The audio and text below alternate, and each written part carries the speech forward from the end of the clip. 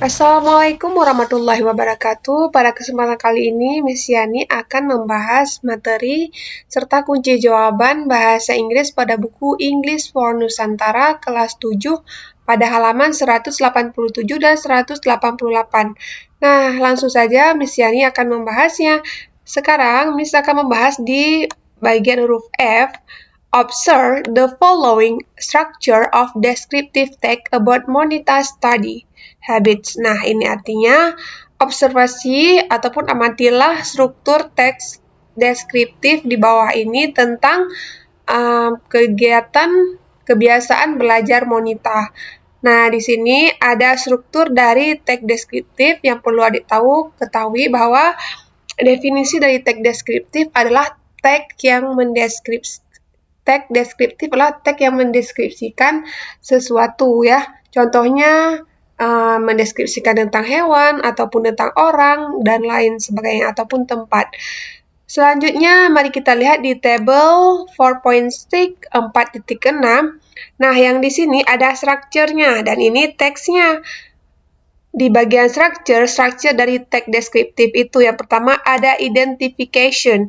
Identification yang artinya itu pengenalan. Biasanya ini a general orientation to the topic. Nah, ini adalah pengenalan ya. Orientasi secara umum terkait dengan topik.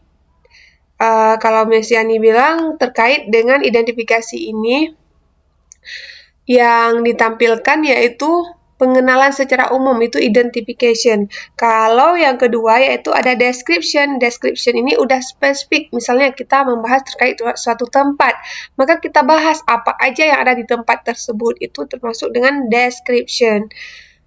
Langsung saja di sini ada contohnya. Teks ini bagian kanan ini adalah contohnya, yaitu contohnya I am very organized person. Nah, ini pada teks sebelumnya, teks Monita sudah Miss bahas artinya.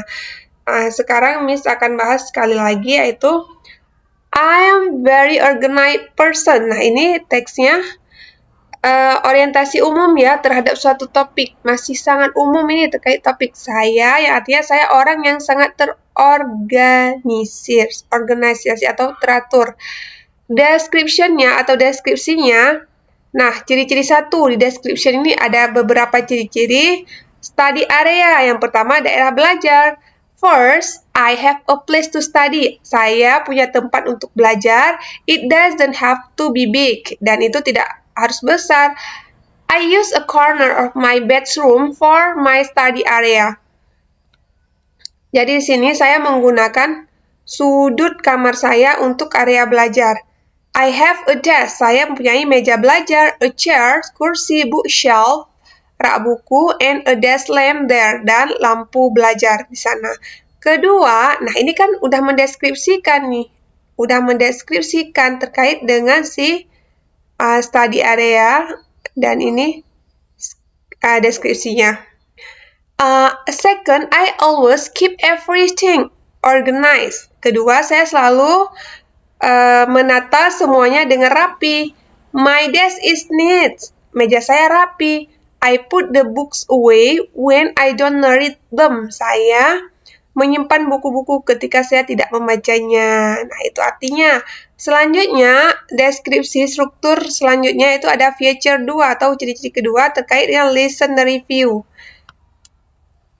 Apa aja? Maka untuk jawabannya ada di sebelah kanan. Yaitu, tadi kan kedua pembahasannya. Listen review yang artinya ulasan pembelajaran. Selanjutnya third, yang ketiga, when I study. Nah, ini kan kita deskripsikan terkait dengan review pembelajaran kita di sini. Jadi, tidak mengarah ke bagian lain karena di sini sudah ditentukan. Selanjutnya, when I study, ketika saya belajar, I review my lesson. Saya mengulas pelajaran saya. I usually take notes on important points. Saya biasanya mencatat poin-poin penting. Sometimes I make a mind map for my notes. Terkadang saya membuat peta pikiran untuk catatan saya. Selanjutnya, keempat, I also make flashcard to memorize a new vocabulary. Saya juga membuat kartu flashcard untuk mengingat vocab-vocab baru.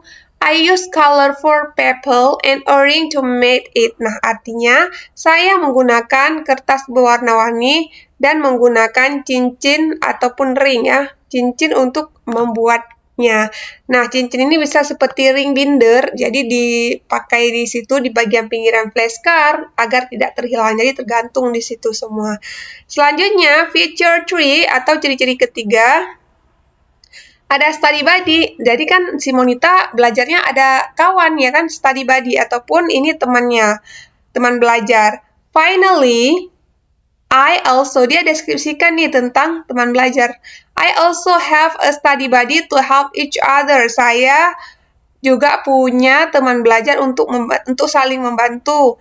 He is my classmate and he is a good studying too. Dia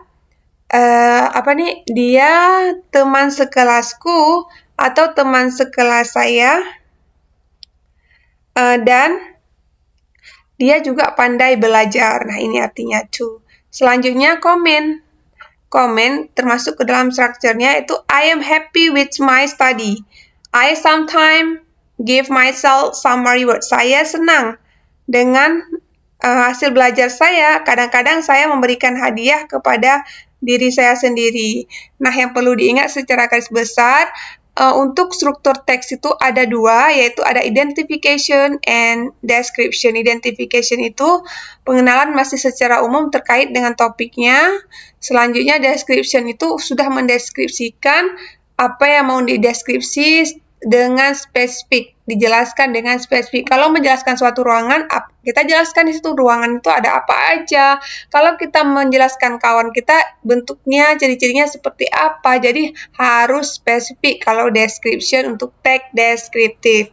Nah, demikian yang dapat Miss bahas terkait dengan pembahasan di halaman 187 dan 188. Mudah-mudahan bermanfaat. I think enough and I say wassalamualaikum warahmatullahi wabarakatuh.